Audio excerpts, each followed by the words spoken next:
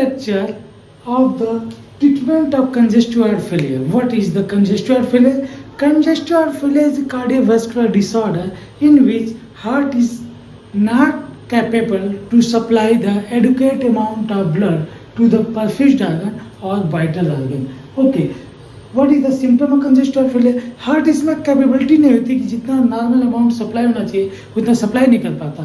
तो इसका सिम्टम क्या होता है? सिम्टम कंजेस्टिव हार्ट से shortage of breath, fatigue and edema होता है. इसके रीजंस क्या है? What is the reasons? Causes are due to the coronary artery disease, hypertension, diabetes and mitral valve disease and coronary chronic alcohol use करता है कोई person, तो ये कंजेस्टिव हार्ट फेलियर हो सकता है. Next, it is occur due to either systolic dysfunction or diastolic dysfunction or both. Systolic dysfunction मतलब heart is properly contract नहीं हो रहा है और डायस्टोलिक में प्रॉपर्ली रिलैक्स नहीं हो रहा है, जिसकी वजह से कार्डियक आउटपुट कम हो जाता है, जिसको हम कंजेस्टिव हार्ट फेलियर बोलते हैं.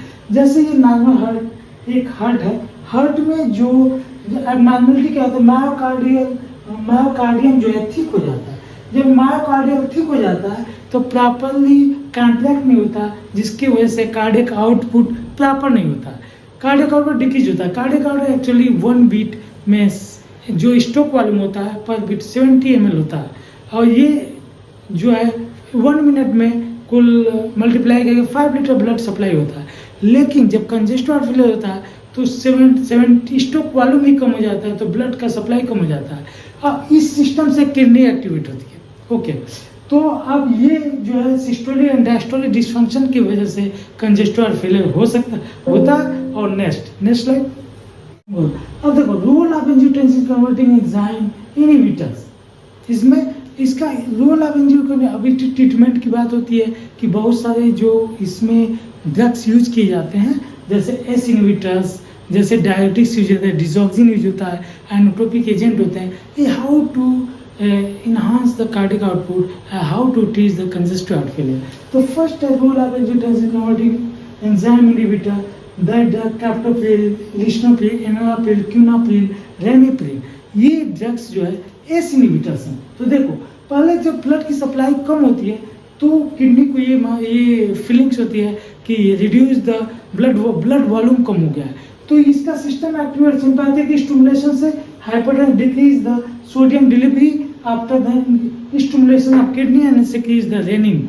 रेनिन एंजियोटेंसिनोजन जो है इसको कन्वर्ट करता है एंजियोटेंसिन 1 में. आफ्टर दैट एंजियोटेंसिन 1 को 2 में कन्वर्ट करता है एंजियोटेंसिन कन्वर्टिंग एंजाइम. ये एंजाइम क्या करते हैं?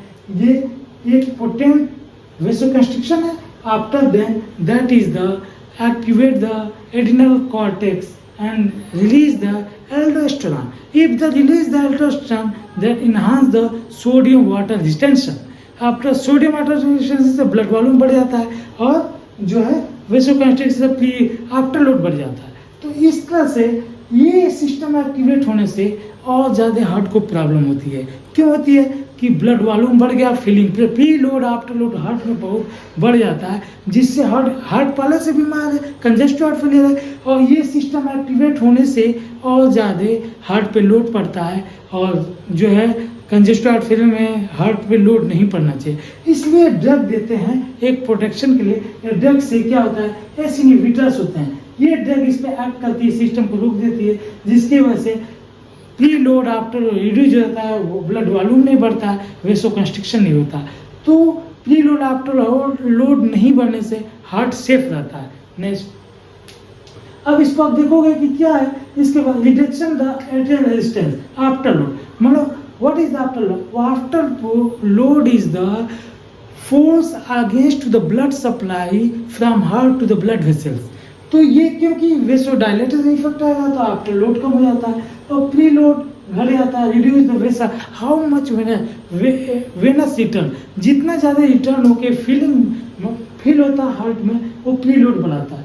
तो एस इनहिबिटर यूज करने से प्री लोड आफ्टर दोनों कम हो जाता है. अल्टीमेटली एल्डोस्टेरोन एक्टिवेशन भी कम हो जाता है, जिसके वजह से रीमॉडलिंग जो वेस्कुलर वो भी चेंज हो जाए, वो भी जो चेंजेस नहीं होते हैं, तो हार्ट काफ़ी एस इनहिबिटर देके सेफ कर दिया जाता है. हार्ट को रिलैक्स हो जाता है, हार्ट को प्रेशर कम हो जाता है, प्री लोड आफ्टर लोड कम हो जाता है. बट ये ड्रग के एडवर्स इफेक्ट हैं। क्या है?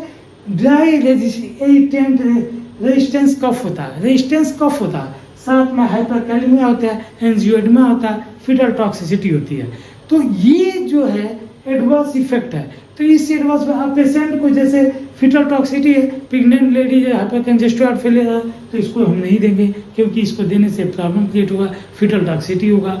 अगर किसी को रिस्पिरेटरी फेलियर है, चाहे रिस्पिरेटरी की इंसफिशियंसी है, कफ है या रिस्पिरेशन का कुछ प्रॉब्लम है, तो भी ये ड्रग नहीं देंगे, नहीं तो प्रॉब्लम होगा। तो इसलिए ये ड्रग तो है, लेकिन इसके यदि पेशेंट का और सब कॉम्प्लिकेशन है तो इस ड्रग को न देके दूसरी ड्रग देते हैं। Thank you for attention of this video. After then next part of the treatment portion are given the next slide. Thanks.